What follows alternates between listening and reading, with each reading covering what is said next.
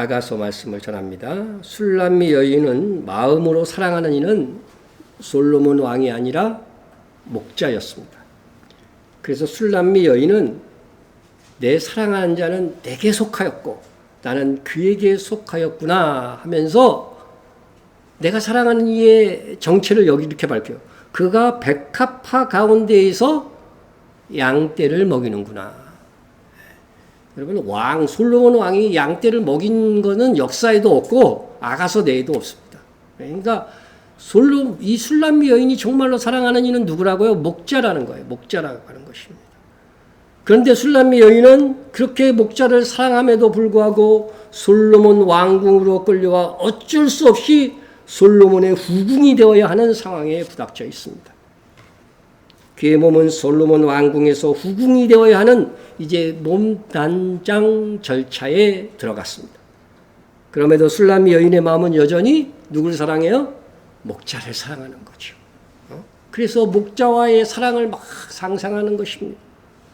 여러분, 다른 건 막을 수 있어도 나 혼자 상상하는 건 막을 수 있어요, 없어요? 못합니다. 마음껏 여러분 상상하세요. 첫 번째 상상이 아가서 1장 15절에서 2장 7절까지라고 했고, 두 번째 상상은 2장 8절에서 17절까지라고 했습니다. 오늘은 세 번째 상상인데 이 상상은 꿈이에요. 꿈의 상황입니다. 꿈의 상황.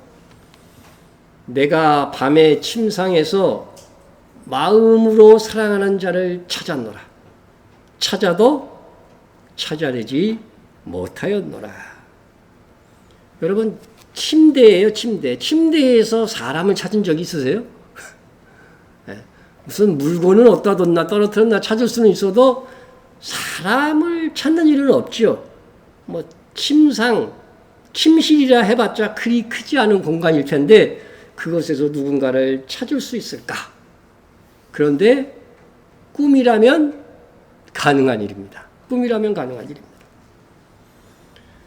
여러분은 하루 동안 특히 자기 전에 어떤 생각을 골몰이 하다가 자고 나면 꿈에서 골몰이 생각하던 꿈을 꾸게 되죠. 그죠? 나만 그랬나? 여러분도 그렇죠. 똑같이 사람이니까. 저는 즐거운 꿈은요, 꾸다가 중간에 그러면 아깝잖아요. 그러면은 다시 잠들 때에 제 의지와 소망을 섞어가지고서 딱 자면은요, 꿈에서 이어지는 경우도 있더라고. 매번 그런 건 아니지만, 이어져서 꿈에서 아마 뭐를 해요? 소원 성취하는 거죠. 소원 성취하는 것입니다. 술람미 여인이 꿈의 침대에서 마음으로 사랑하는 이를 찾는 것은요, 깨어 있을 동안도 사랑하는 목자를 찾아서 만나고 싶은 마음이 간절했다는 거예요. 간절했다는 것입니다. 특히 내가 밤에 그러잖아요. 밤에. 이 밤에는요, 복수기 때문에 실제로 정확하게 번역하자면은 이 밤마다입니다. 밤마다 침상에서 마음으로 사랑하는 이를 찾았노라 이렇게 말한 것입니다. 술람미 여인은 사랑하는 자를 그리워하는 마음에 매일 님을 그리워하다가 밤마다 그 남자의 꿈을 꿉니다. 여러분은 술람미 여인과 같은 경험을 해본 적이 있나요? 고개를 설레설레 흔드는데, 연인들이 흔히 헤어질 때 뭐라고 말하고 헤어지는지 아세요? 오늘 밤 내 꿈 꿔. 그죠? 내 꿈 꿔달라는 거죠. 같이 있고 싶지만, 함께 사랑을 나누고 싶지만, 헤어져야 하는 상황에서 내 꿈을 꾸어달라고 하는 사랑의 소원입니다. 술람미 여인은 두 번째 상상에서 결국 사랑하는 사람을 만나지 못하는 상상으로 끝납니다. 다시 한번 확인해 보면, 그가 백합화 가운데서 양떼를 먹이는구나. 내 사랑하는 자야. 날이 저물고 그림자가 사라지기 전에 돌아와서 베데르산의 노루와 어린 사슴 같을지라. 사랑하는 여인이요, 날이 저물고 그림자가 사라지기 전에 노루와 어린 사슴처럼 베데르산, 곧 분리의 산을 넘어서 달려오라고 하는 간절한 소원으로 술람 여인의 두 번째 상상이 끝나는 것입니다.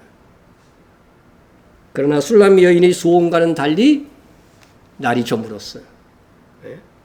어쩔 수 없이 잠자리에 들기 위해서 누웠는데 누워서 백합화 가운데에서 양떼를 먹이고 있는 사랑하는 목자 그의 생각뿐입니다. 그러다가 잠이 든 거죠.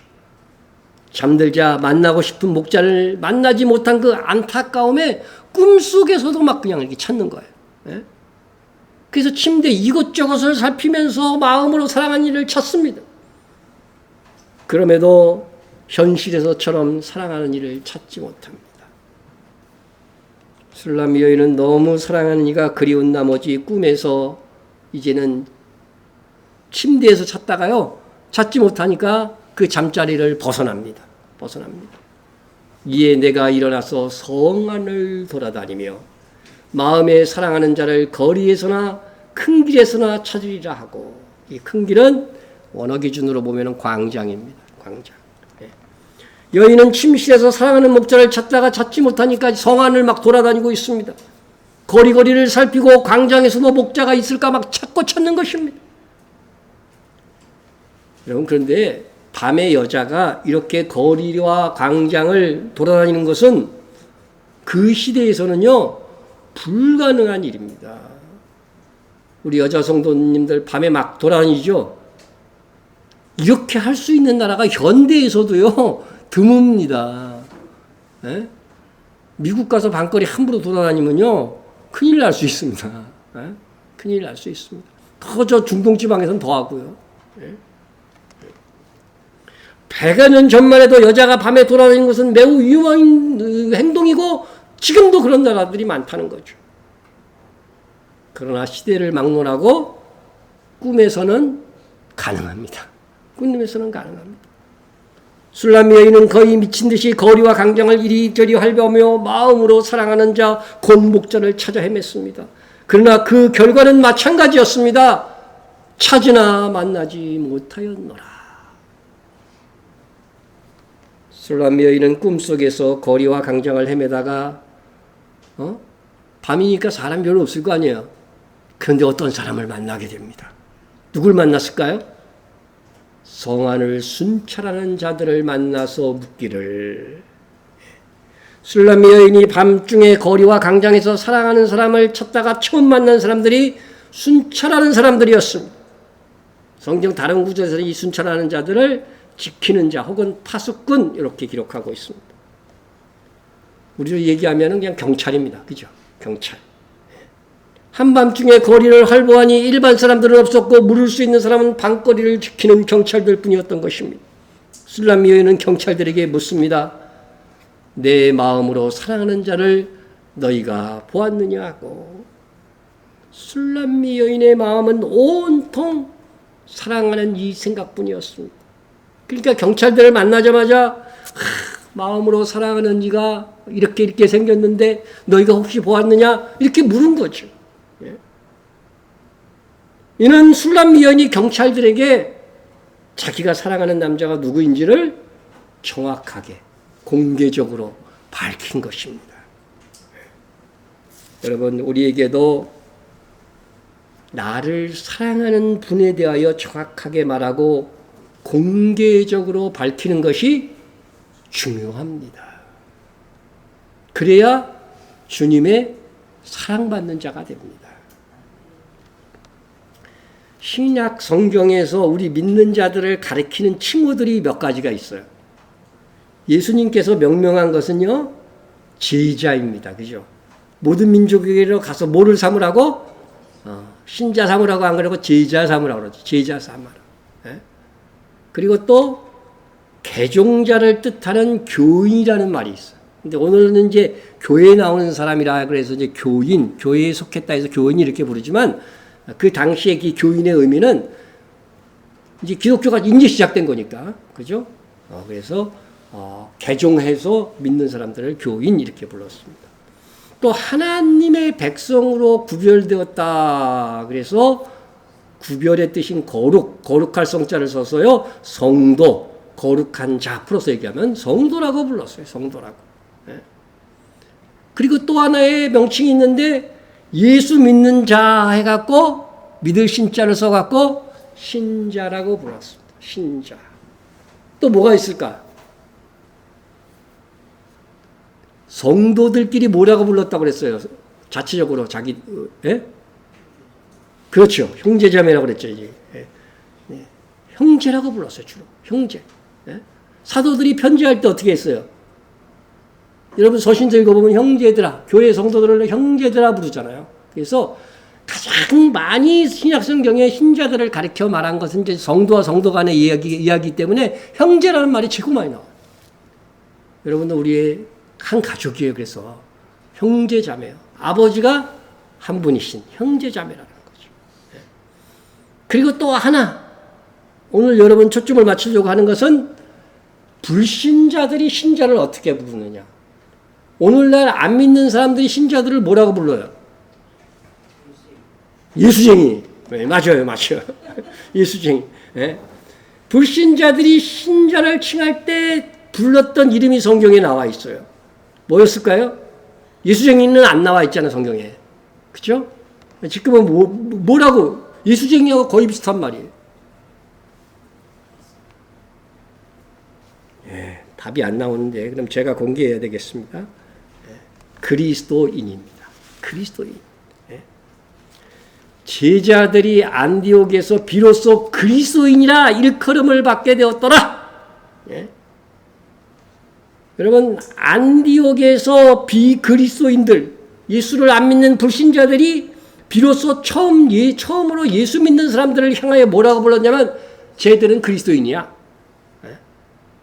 안디옥의 그 이방 문화 속에서 살아가던 사람들에게 예수 믿는 사람들은요 눈에 띄게 다르게, 예수를 믿자마자 눈에 띄게 다르게 행동한다는 거예요.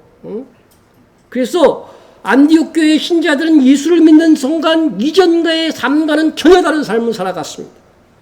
그러니까 그와 함께 살아왔던 사람들이요, 자기들과는 이질적으로 점점 변해가는 신자들이 눈에 거슬릴 수밖에 없는 거죠. 그리하여 처음 그리스도인이라는 이름이 믿지 않는 사람의 입에 오르내릴 때는요, 이게 명예로운 이름이 아니었습니다. 자신들과는 색다르게 살아가는 신자들을 다소 경멸하는 어투로 부른 이름이 그리스도인입니다. 요즘으로 치면 정확하게 정말 예수쟁이입니다.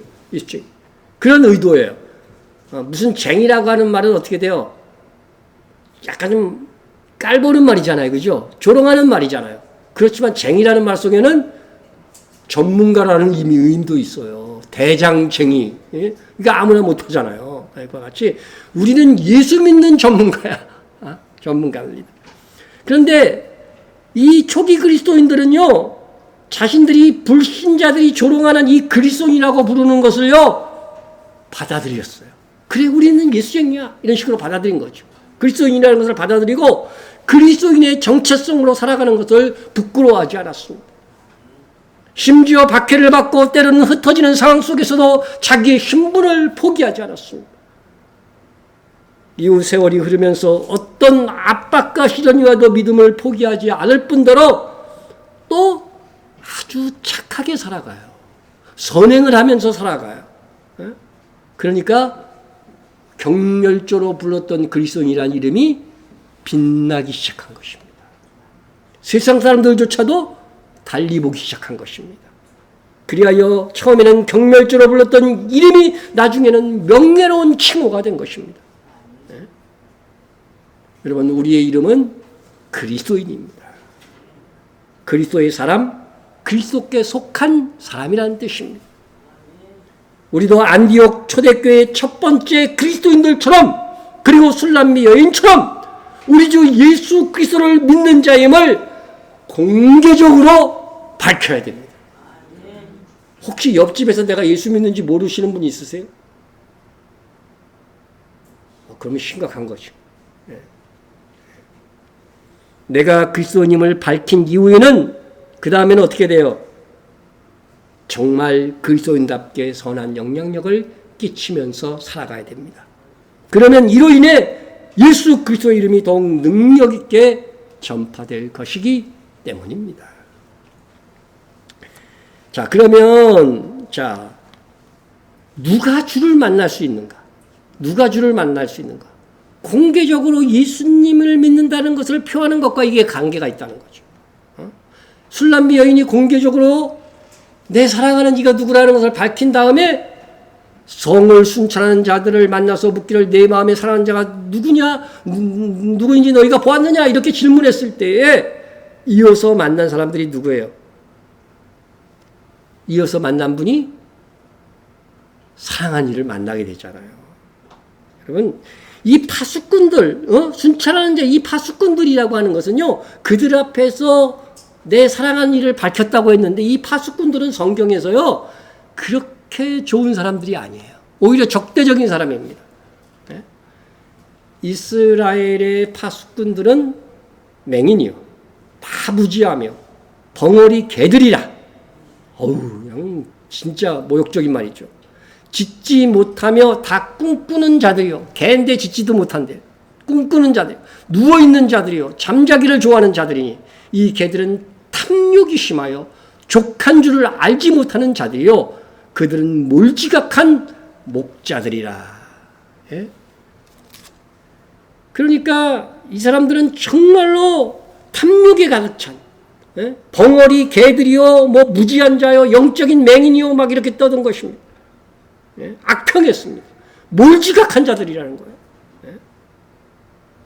하나님은 이러한 파수꾼들을 반드시 심판하시겠다고 말씀하셨습니다.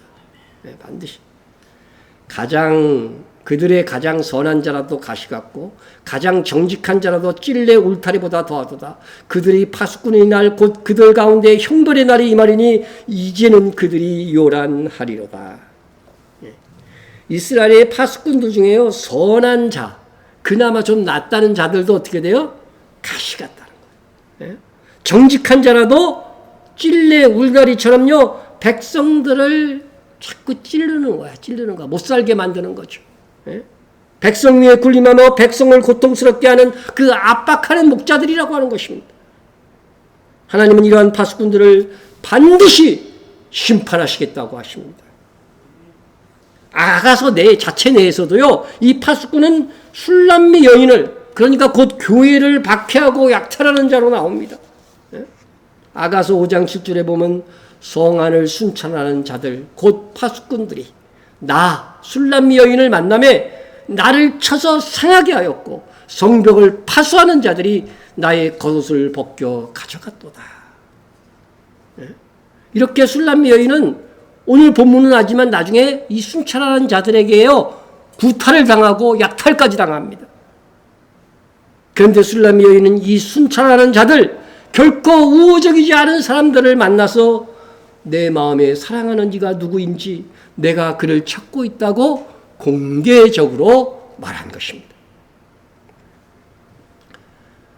우리가 살면서 기독교인을 비난하고 싫어하는 사람들을 만날 수 있고 그리스도인에게 우호적이지 않은 모임에 참여해야 할 때도 있습니다.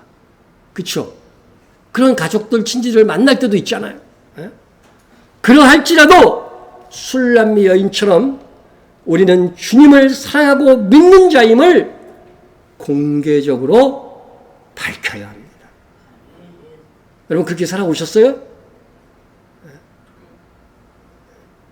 면박과 그들의 짜증을 상대하기 싫어서 내가 그리스도인이라고 하는 것을 밝히는 것을 주저한다면 주님 다시 오실 때 상을 얻지 못할 것입니다. 이거는요, 주님이 명백하게 말씀하셨어요. 누구든지 이 음란하고 죄많은 세대에서, 지금 이 음란하고 죄많은 세대입니다. 나와 내 말을 부끄러워하면, 예수님을 믿는다는 것을 부끄러워하면, 그리고 예수님의 복음을 부끄러워하면 인자도 아버지의 영광으로 거룩한 천사들과 함께 올 때에 그 사람을 부끄러워하리라. 네. 여러분 주님 다시 오실 때에 이 상급의 원칙이 뭔지 아세요? 심은 대로 거둔다는 거예요. 여러분 예수 믿고 나서는요, 우리가 은혜로 구원 받았잖아요. 그러나 믿고 나서 있는 상급의 문제잖아요. 그것은 다 뭐예요? 심은 대로 거둬요. 남에게 대접을 받고자 하는 대로 어떻게 돼요? 대접을 받는 것이고, 긍휼을 행한 자는 무슨 심판을 받는다고 그랬어요? 긍휼의 심판을 받고, 긍휼을 행하지 아니한 자는 긍휼 없는 심판을 받으리라고 되어 있잖아요.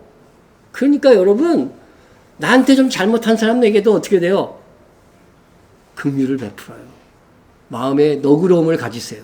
그럼 주님 다시 오실 때 나를 심판하실 때 어떻게 돼요? 너그러워. 그 정도는 괜찮아. 이렇게 넘어가 주신다는 거예요. 네? 세상에서 주님을 부끄러워 신자임을 밝히지 않는다면 주님께서 부끄러워하는 사람은요, 휴거 안 되는 거예요. 부끄러워서 숨기는 거예요. 바깥 어두운 데 숨겨버리는 거예요. 네? 주님과 복음을 자랑스러워하고 담대하게 전했다면 그는 주님께 자랑스러운 상을 얻게 될 것입니다. 심은 대로 거두게 될 것입니다. 네? 우리가 내가 사랑하고 나를 가장 사랑하시고 나를 위해 죽기까지 하시는 그분을 나의 사랑하는 님이라고 공개적으로 말할 수 없다면 그것은 진정한 사랑이 아닙니다. 술람미 여인은 우호적이지 않았던, 그래서 나중에 술람미 여인을 때려 상하게 하고 고독까지 약탈하는 파수꾼에게까지 내가 사랑하는 사람은 그 목자라고 말한 것입니다. 그러므로 주님과 교회의 적대적인 세상에서도 우리는 우리가 믿는 바를, 우리가 사랑하는 분은 다시 오실 예수님이라고 공개적으로 선포해야 합니다. 박해가 두려워, 세상에서 평판이 두려워 내가 그리스도인임을 숨긴다면 음란하고 죄 많은 세상에서 주님을 부끄러워하는 것입니다. 이는 주님께서 아버지의 영광으로 천사들과 함께 오실 때에 담대히 주님을 맞을 수 없는 나의 상태를 만들어버리는 것입니다. 그러므로 우리는 어디서나 주님을 사랑하고 믿는 자임을 공개하고 또 그리스도인답게 살아야 합니다. 그것이 입술과 삶으로 복음을 전하는 것입니다. 술람미 여인이 적대적인 파수꾼에게 내 사랑하는 이를 공개하자 곧바로 기적이 일어납니다. 그렇게 찾고 찾았던 사랑하는 이를 곧바로 만나게 됩니다. 그들을 지나치자마자 공개하고 나서 지나치자마자 마음에 사랑하는 이를 만나서 그를 붙잡고 내 어머니의 집으로 나를 잉태한 이의 방으로 가기까지 놓지 아니하였노라. 술람미 여인이 파수꾼 순찰하는 경찰들에게 내 마음으로 사랑하는 이가 보았느냐 이렇게 물었을 때 그들은 대꾸도 안 했어요. 예? 그리고 지나쳤습니다. 하지만 그들을 지나치자마자 마음으로 사랑하는 이를 만났습니다. 찾고 찾았더니 만난 것입니다. 우리도 예수님에 대한 사랑과 믿음을 공개하면 주님과 깊이 만나는 경험을 하게 될 것입니다. 술람미 여인은 사랑하는 이를 만나서 어떻게 했어요? 꽉 붙잡았어요. 안 놓치려고 꽉 붙잡았습니다. 그리고 어디로 데려갑니까? 내 어머니의 집. 그런데 내 어머니라고 안 하고 동시에 뭐라고 그랬어요? 나를 잉태하니. 우리는 그냥 어머니라고만 할 텐데 나를 잉태한 이를 더한 것은 고대 사회의 가족 구성에 있어서 일부 다처제에서는 내 어머니라고 할 때 나를 낳은 어머니가 아닐 수도 있었어요. 그래서 나를 친히 낳은 어머니의 집으로 내 사랑한 이를 데리고 갔다. 이렇게 표현한 것입니다. 저희 어머니 집에 이번 주에 갔더니 어느 권사님과 했던 이야기를 전해주더라고요. 가족 생일 때, 자식들 생일 때 축하금을 얼마나 주느냐 그 이야기를 했는데 그 권사님은 그래도 그 연금을 받아서 여유있게 생활하시는 분이에요. 이 권사님의 기준은 나는 내 몸으로 직접 낳은 자식은 아들이든 딸이든 구별하지 않고 30만 원 준대. 그리고 내가 낳지 않은 가족은 뭐 며느리 뭐 이런 사람들 있잖아요. 이런 사람들은 20만 원. 이렇게 기준을 정해서 준다는 것입니다. 여러분, 엄마는 내가 낳은 자식에 대한 애착이 있습니다. 그렇죠? 애착이 있어. 이거는 아버지가 넘볼 수 없는 애착입니다. 예? 나를 낳은 친어머니는 그래도 내가 잘났건 못 낳건 자녀 입장에서는 나를 무조건 지원해 줄 수 있는 분이라고 하는 믿음이 있습니다. 내가 아는 사람 중에 가장 신뢰하고 믿을 수 있는 사람은 누구예요? 엄마입니다. 엄마. 예. 아가서 6장 9절에서 솔로몬 왕은요, 술람 여인을 가리켜 뭐라고 말하냐면요.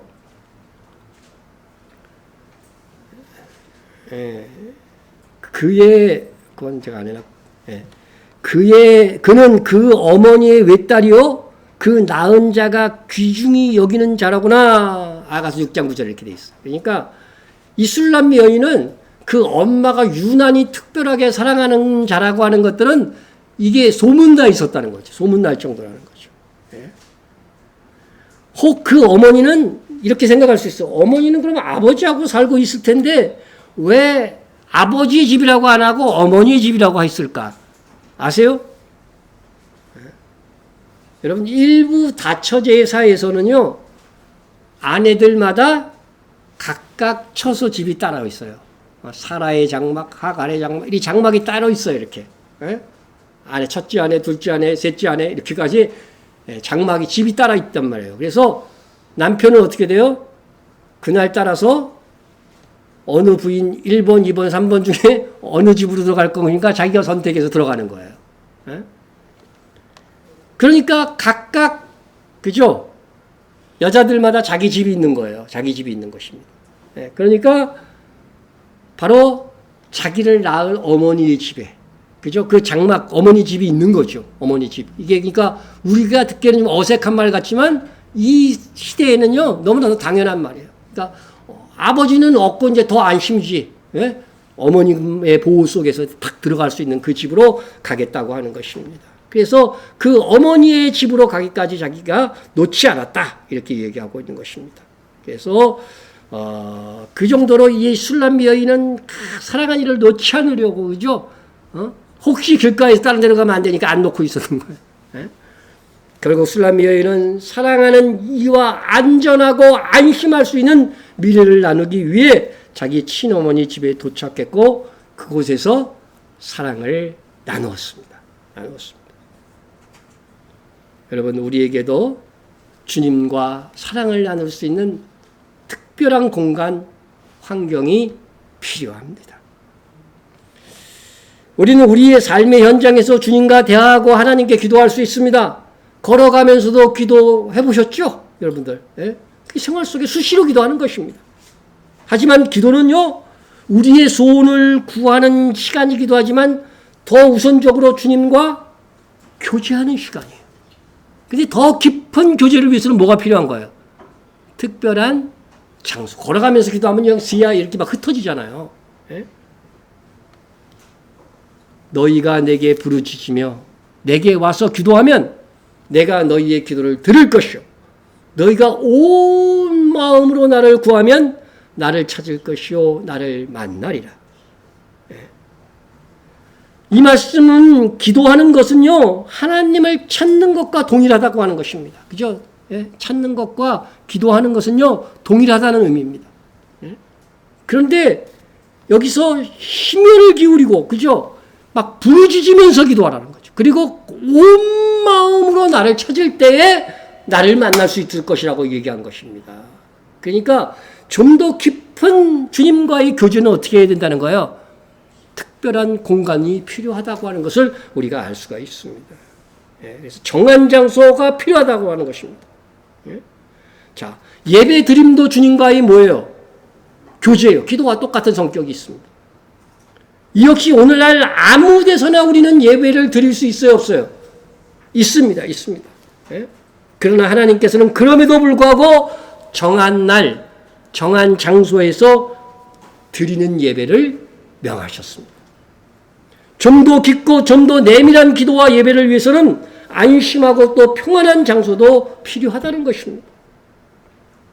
술람 여인은 목자와 사랑의 장소로서 가장 심적으로 안심할 수 있는 어머니의 집을 찾아서 정해서 그곳으로 가서 사랑을 나누었습니다. 오늘날 예수님을 믿기만 하면 되지 꼭 교회에 나갈 필요가 있느냐 하는 가나안 교인들이 있습니다. 가나안 교인이 뭐예요? 가나안을 거꾸로 해봅시다. 안 나가. 예수를 믿긴 믿는데 근데 교회 가면 골치 아픈 일들 많다는 거야. 그래서 안 나가. 믿기는 믿는데 안 나가 그러는 사람들을 가나안 교인이라고 얘기하는 것입니다. 여러분 특별한 날, 특별한 시간, 특별한 장소에 드리는 예배가 있어야 됩니다. 구약시대에는 오직 예루살렘 성전에 와서만 제사 예배를 드려야 됐습니다. 예루살렘 성전이 유일한 예배의 장소였어요. 그러나 주님이 오셔서 사마리아 여인이 우리는 예루살렘에서도 예배 안 드리고 우리 조상들은 이 그리심산에서 예배를 드리는데 어디가 옳습니까? 그렇게 물어봤어요. 그랬더니 예수님이 뭐라고 대답하셨나요? 이 산에서도 말고 예루살렘에서도 말고 그리심산에서도 말고 예루살렘에서도 말고 너희가 아버지께 예배할 때가 이르리라. 어디서나 예배할 때가 있다고 하는 거예요. 어디서나 예배 드릴 수 있는 장소 개념이 없어졌다는 거예요. 아버지께 참되게 예배하는 자들은 영과 진리로 예배할 때가 오나니 곧 언제라고요? 이때라. 아버지께서는 자기에게 이렇게 예배하는 자들을 찾으시느니라. 영과 진리로. 성령과 예수님으로, 그죠? 예수 믿는 자들만 예배 드릴 수 있고, 예수 믿는 자들 속에서 성령이 내주하니까 영과 진리로 예배한다는 거죠. 그죠? 이거 어려운 말이 아닙니다. 자, 그런데 이렇게 영과 진리로 함께 예배 드리기 위해서는 뭐가 필요해요, 또? 예루살렘과 그리심산, 여기만 정해진 것은 아니지만은, 어딘가는 정해져야 될 거 아니에요, 장소가. 그죠? 그래서 이후에 사도행전을 보면 교회는 주일에 정해진 장소에 모여서 예배 드렸다는 것을 알 수가 있습니다. 그 주간의 첫날에 우리가 떡을 떼려하여 모였더니 매주 첫날에 너희 각 사람이 수입에 따라 모아두어서 내가 갈 때 연보를 하지 않게 하라. 여러분, 연보는 언제예요, 여러분들? 예배 드릴 때 하잖아요. 여기 명확하게 그 주간의 첫날이 언제예요? 여러분, 달력 보면은 매주 첫날이 무슨 요일이에요? 일요일이죠. 주일이란 말입니다, 주일. 예? 그러니까 사도들은요, 처음부터, 그치, 안식구 첫날, 성경에 나온 데는 안식구 첫날, 그 주간의 첫날, 매주 첫날에 예배를 드렸는데 정해진 장소에 모여서 예배 드렸음이 확실하다고 하는 것입니다. 확실하다고 하는 것입니다. 여러분, 개인적으로 예배 드릴 수 있는 시대를 우리가 살고 있지만 그래도 함께 모여 예배 드려야 됩니다. 주님 다시 오실 때가 가까워질수록 이 원칙을 잘 지켜야 돼요. 왜 그래요? 모이기를 패하는 어떤 사람들의 습관과 하지 말고 오직 권하여 그날이 가까움을 볼수록 더욱 그리하자. 성경에서 그날이 무슨 날이에요? 주님 다시 오시는 날. 그날이 점점 가까울수록 더 모여야 된다는 거예요. 모여야 된다는 것입니다. 그래서 최소한입니다. 최소한 주일은 우리의 정한 예배의 처소에 나와서 하나님을 경배하고 우리 주님과 사랑을 나누는 예배를 드려야 됩니다. 여러분, 이것을 양보하면 안 돼요. 예? 그것은 술람미 여인이 친어머니의 집으로 사랑하는 목자와 함께 갔던 그 본을 따르는 것입니다. 오늘 본문 1절과 4절 사이에 한 번도 빠지지 않고 계속 반복되는 두 가지 표현이 있습니다. 하나는 마음으로 사랑하는 자.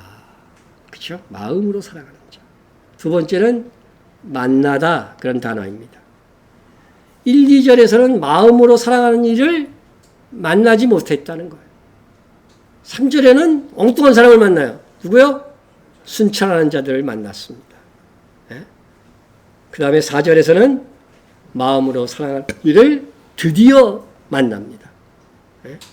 그래서 1절에서 4절까지 매 구절 연속해서 마음으로 사랑하는 자에 대한 표현을 하면서 만나지 못했다, 엉뚱한 사람을 만났다, 그리고 드디어 만났다 하면서 사랑하는 사람에 대한 술람미 여인의 애절한 마음을 강렬하게 표현해주고 있는 것입니다. 오늘 우리는 술람미 여인의 꿈에서 그녀가 얼마나 사랑하는 목자를 찾기 위해 간절했던가를 볼 수가 있습니다. 술람미 여인은 교회요, 우리 자신입니다. 우리가 주님을 얼마나 목말라하고 찾아야 하는가를 교훈하는 말씀이라 할 수 있습니다. 술람미 여인은 꿈에도 소원이 사랑하는 목자를 만나는 것이었습니다. 우리는 얼마나 주님을 찾는 삶을 살고 있습니까? 주님을 생각하면 잠 못 이루겠다. 주님 생각하면서 잠 못 잔 적 있으세요? 예?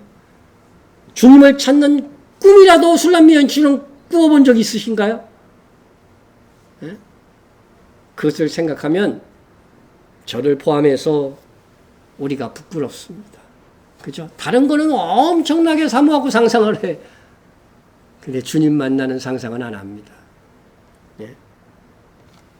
주님은 우리를 죽기까지 사랑하셨는데 우리의 사랑은 너무나 부실합니다. 예? 하나님께서 이스라엘 자손이 계속 범죄하면 나중엔 멸하여서 여러 민족 가운데 흩어버릴 것이라고 하셨습니다.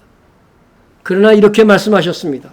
그러나 내가 거기서 그 이방 나라에서 내 하나님 여호와를 찾게 되리니 만일 마음을 다하고 뜻을 다하여 그를 찾으면 만나리라.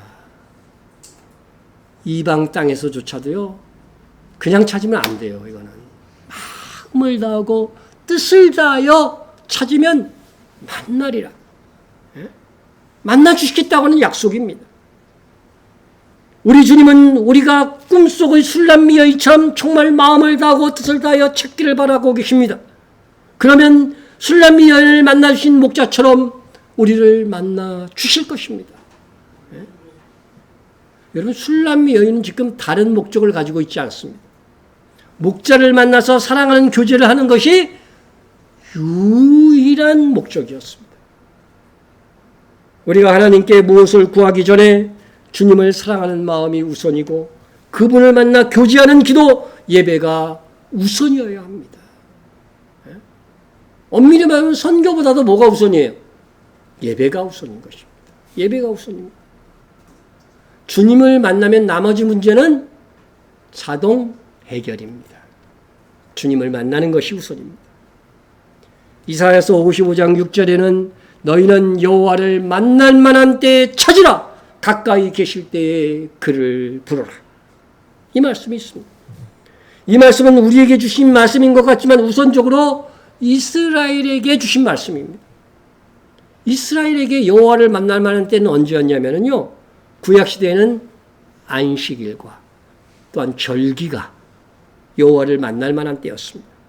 그러나 이사야서 지금 55장에서는요, 이스라엘 자손과 하나님께서 영원한 언약과 새 언약을 맺을 때, 그때가 여호와를 만날 만한 때라고 예언한 것입니다. 이스라엘 자손은 그때 하나님을 만나 다윗에게 언약한 확실한 은혜의 언약을 맺게 될 것입니다. 여러분, 다윗 언약이 무슨 은혜의 언약이냐 그러죠? 다윗 언약이 뭐냐면요, 솔로몬 왕이 좀 잘못해도 그 왕권을 계속 이어가게 해주겠다는 거예요. 솔로몬 왕을 벌할 수도 있어요. 이스라엘 역사에서 다윗의 후계들을, 그 왕들을 막 벌하기도 하죠. 그러나 뭐는 이어가요? 왕권은 이어가게 하신다는 거예요. 이게 바로 은혜의 언약이에요. 오늘 그게 우리에게 뭐예요? 우리가 예수를 믿고 나서 행함이 부족할 수가 있어요. 그죠? 악행을 할 수도 있어요. 그렇지만 벌하신다는 거죠. 벌하시지만 하나님의 자녀의 백성에서 어떻게 돼요? 탈락시키지는 않겠다. 이게 다윗에게 허락한 은혜의 언약이라고 하는 것입니다. 결국 이스라엘 자손에게 이 언약은 언제 이루어져요? 주님 다시 오실 때에야 이루어지는 것입니다. 그러나 예수님을 사랑하고 믿는 교회, 우리에게는 이 은혜의 언약, 우리가 주님을 만날 만한 때는 언제예요? 언제? 보라! 지금은 은혜 받을 만한 때요! 보라 지금은 구원의 날이로다. 여러분, 예수님의 출임부터 재림 때까지가 은혜의 때입니다. 근데 누구만 제외되어 있는가요? 이스라엘 민족만 제외되어져 있는 거죠. 누구나 예수님을 믿으면 주님을 만날 수 있습니다. 주의 영이 우리 마음에 내주합니다. 그리고 주님이 보내신 주의 영 성령께서는 영원히 우리 속에서 떠나지 아니하십니다. 어떤 목사님이 어떻게 하면 성령이 떠나가갖고 뭐 이 세상이 어떻게 된다는데 성령은 한 번 오시면 안 떠나가요. 이게 잘못된 설교를 하고 있다는 거죠. 내가 아버지께 구하겠으니 그가 또 다른 보혜사를 너희에게 주사 어떻게 해요? 영원토록 너희와 함께 하리니. 우리가 예수님을 믿음으로 우리 안에 주님께서 친히 구하여 아버지께서 보내신 보혜사 곧 성령께서 우리 안에 계십니다. 우리가 세상에서 살 동안은 주님과의 미래 사랑의 교제는 이 성령과의 교제로 이루어지는 것입니다. 우리가 주님을 찾고 찾으면 주님의 영이신 성령께서 주님과 깊은 사랑을 중재하시고 이끌어 주십니다. 그러다 언제인가는 마침내 우리의 연인 주님께서는 우리와 뭐 하시러? 결혼하시러 영광의 몸으로 우리에게 오실 것입니다. 그날까지 우리는 주님을 온 마음 다해. 오늘 말씀이 계속해서 강조하고 있는 게 마음과 뜻을 다하여 온 마음 다해 찾으면 찾으리라고 하는 거예요. 이 세상 살 동안은 어쩔 수가 없습니다. 온 마음 다해 이 거룩한 사랑의 노력을 해야 되는 것입니다. 우리가 주님을 찾는 행위가 우리의 기도요 예배라고 했습니다. 또 말씀을 읽고 묵상하고 예배하는 모든 경건 생활도 여기에 포함됩니다. 지금 주님은 은혜의 시대, 은혜의 시대. 찾으면 주님을 찾을 수 있는 은혜의 시대, 새 언약의 시대입니다. 지금은 이사야가 예언했던 돈 없이 값 없이 포도주와 젖을 살 수 있는 그런 시대가 우리에게는 이미 임한 것입니다. 오라 너희 모든 목마른 자들아 물러 나오라. 돈 없는 자도 오라. 너희 누워서 사 먹되 돈 없이 값 없이 와서 포도주와 젖을 사라. 이 값 없이 포도주와 젖을 사는 값 없이 믿음으로 구원을 얻는 이 은혜의 약속이 이스라엘 자손에게는 민족적으로 아직 임하지 않았지만 우리에게는 이미 왔고 진행 중입니다. 오늘 술람미 여인처럼 우리도 주님을 찾고 찾아서 만납시다. 그리고 성령 안에서 주님과의 깊은 사랑의 미래를 나눕시다. 저도 이 말씀을 준비하면서 이런 부분을 많이 반성했습니다. 아, 정말 주님을 찾고 찾았는가? 그렇게 정말 주님을 찾고 주님과의 사랑의 깊은 교제를 나누게 되면 그러면 주님 다시 오시는 그날에 우리는 정말 온전한 주님과의 만남의 기쁨을 누리게 될 것입니다. 그리고 오늘 본문의 마지막 절입니다. 예루살렘 딸들아 내가 노로와 들사슴을 두고 너희에게 부탁한다. 사랑하는 자가 원하기 전에는 흔들지 말고 깨우지 말지니라. 이것은 이미 아가서 2장 7절 할 때 제가 해석해 드렸습니다. 이 말씀도 뭐 주석이나 그런 걸 전부 다 보면은요, 술람미 여인이 한 말로 나와요. 근데 그거는 원어를 정확하게 안 봐서 그런 것입니다. 여러분, 내가 사랑하는 자라고 한 것이 여성을 가리켜서 얘기한 거예요. 그러면 이게 누가 한 말이에요? 목자가 한 말이에요. 목자가. 사랑의 미리를 나누고 지금 두 사람이 잠들었습니다. 이렇게 우리가 아주 좀 순화해서 말해서 그렇지 잠자리에 사랑을 나눈 것을 주님과 이 깊은 교제로 표현한 겁니다. 여러분. 예? 나고 잠들었는데 잠든 다음에 목자가 말한 겁니다. 곁에 있는 예루살렘 딸들아 내가 노루와 들사람을 두고 너에게 부탁한다. 사랑하는 자. 이 술람미 여인이 원하기 전에는 흔들지 말고 깨우지 말라. 이렇게 얘기한 것입니다. 그런데 잠은 이중적인 의미가 있다고 했죠. 주님과의 사랑의 교제의 이 사랑의 단잠은 복입니다. 음복입니다. 그러나 아주 달콤한 꿀잠이라도 너무 오래 자면 안 됩니다. 그죠? 일어나서 일하지 못하는 것입니다. 지금 교회와 술람미 여인이 계속 반복해서 하는 실수가 뭐냐면요. 만나서 깊은 교제 속에 잠이 들어요. 사랑의 깊은 미래에 들어가요. 근데 그 다음에 목자는 깨놨는데 여인은 안 깨나는 거예요. 우리끼리 좋다 그러고 막 끝나는 거지 뭐. 응? 그러면 마땅히 해야 할 일을 하지 못하게 되는 것입니다. 그런데 잠들어 있는 술람 여인 곧 우리를 주님은 우리가 원하기 전에는 어떻게 돼요? 흔들지 말고 깨우지 말라고 하신다는 거예요. 예? 이게 뭐예요? 깨어난 것은 술람미 여인인 우리 자신, 우리 교회의 몫이라고 하는 것입니다. 예? 우리가 깨어있지 못하면 어떤 일이 벌어질까? 그것은 다음 강의에 말씀을 드립니다. 예? 심각한 일이 벌어집니다. 단 오늘 술람미 여인은 우리가 정말 주님을 간절히 찾고 찾으면 만나주신다는 것입니다. 주님 다시 오시기 전에도 주님은 만나주신다는 것입니다.